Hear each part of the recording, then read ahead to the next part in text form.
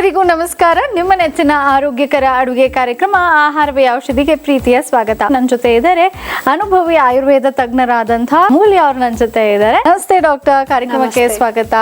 ಹೆಚ್ಚಿನ ಸುದ್ದಿಗಳಿಗಾಗಿ ನಮ್ಮ ಚಾನೆಲ್ ಅನ್ನ ಲೈಕ್ ಮಾಡಿ, ಸಬ್ಸ್ಕ್ರೈಬ್ ಮಾಡಿ. ಡಾಕ್ಟರ್, ಇದಕ್ಕೆ ಮೆಂತ್ಯ ನುಚ್ಚನ್ನ ಮಾಡ್ಕೊಡ್ತೀನಿ, ಅದು ಬಹಳ ಶಕ್ತಿ ಕೊಡುವಂಥದ್ದು ಅಂತ ಹೇಳ್ತಾ ಇದ್ರು. ಹಾಗಿದ್ರೆ ಈ ಒಂದು ರೆಸಿಪಿಯನ್ನ ಮಾಡೋದಕ್ಕೆ ಬೇಕಾಗುವ ಸಾಮಗ್ರಿಗಳನ್ನ ನೋಟ್ ಮಾಡ್ಕೊಂಡು ಬನ್ನಿ.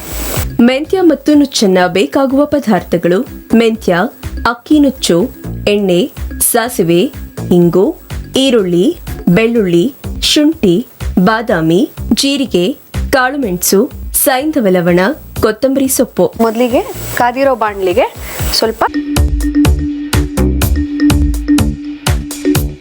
ಸಾಸಿವೆ ಮತ್ತೆ ಸ್ವಲ್ಪ ಜೀರಿಗೆ ಹಾಕೊಳ್ತೀನಿ. ಒಂದು ಚಿಟಿಕೆ ಹಿಂಗು ಮೇನ್ ವಾತಾವರಣ ಕಂಟ್ರೋಲ್ ಮಾಡೋದ್ರಲ್ಲಿ ಯೂಸ್ ಆಗುತ್ತೆ. ಮತ್ತೆ ಸಣ್ಣದಾಗಿ ಹೆಚ್ಚಿಟ್ಕೊಂಡಿರೋಂಥ ಈರುಳ್ಳಿ, ಮೇನ್ ಮೆಂತ್ಯ ಕಾಳು. ಅದ್ರ ಜೊತೆಲಿ ಈಗ ನಾ ಹಾಕ್ತಿರೋ ಇಂಗ್ರೀಡಿಯೆಂಟ್ಸ್ ಕೂಡ ಹೆಲ್ಪ್ಫುಲ್ ಇದೆ. ಬೆಳ್ಳುಳ್ಳಿ ಹಾಕ್ತಾ ಇದ್ದೀನಿ, ಸಣ್ಣದಾಗಿ ಹೆಚ್ಚಿಟ್ಕೊಂಡಿರೋಂಥ ಸ್ವಲ್ಪ ಶುಂಠಿ ಹಾಕ್ತಾ ಇದ್ದೀನಿ.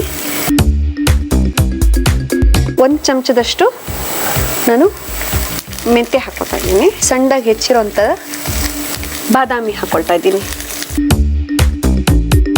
ಇದಕ್ಕೆ ಸ್ವಲ್ಪ ಜೀರಿಗೆ ಮತ್ತೆ ಮೆಣಸಿನ ಪುಡಿ, ತುಂಬಾ ಸ್ಪೈಸಿಯಾಗಿ ಬೇಡ, ಟೇಸ್ಟಿಗೆ ಮಾತ್ರ.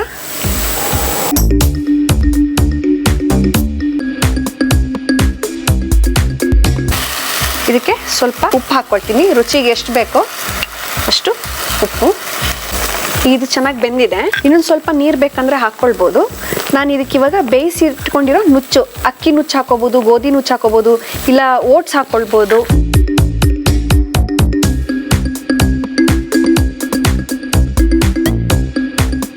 ಓಕೆ, ಆಲ್ರೆಡಿ ನುಚ್ಚು ಬೇಯಿಸ್ಕೊಂಡಿರೋದ್ರಿಂದ ನೀರಿನಲ್ಲಿ ಬೇಗ ಆಗ್ಬಿಡತ್ತೆ, ಈಸಿ ಕೂಡ. ಉಪ್ಪಿಟ್ಟು ತರ ಆದ್ರೂ ಮಾಡ್ಕೋಬಹುದು, ಇಲ್ಲ ಪೊಂಗಲ್ ತರ ಮಾಡ್ಕೊಳ್ಬಹುದು. ರೆಡಿ ಇದೆ ಮೆಂತ್ಯ ಮತ್ತೆ ನುಚ್ಚನ್ನ. ಡಾಕ್ಟರ್, ಹೇಗೆ ಮಾಡಿದ್ರು ಒಮ್ಮೆ ರೀಕ್ಯಾಪ್ ನೋಡ್ಕೊಂಡು ಬನ್ನಿ.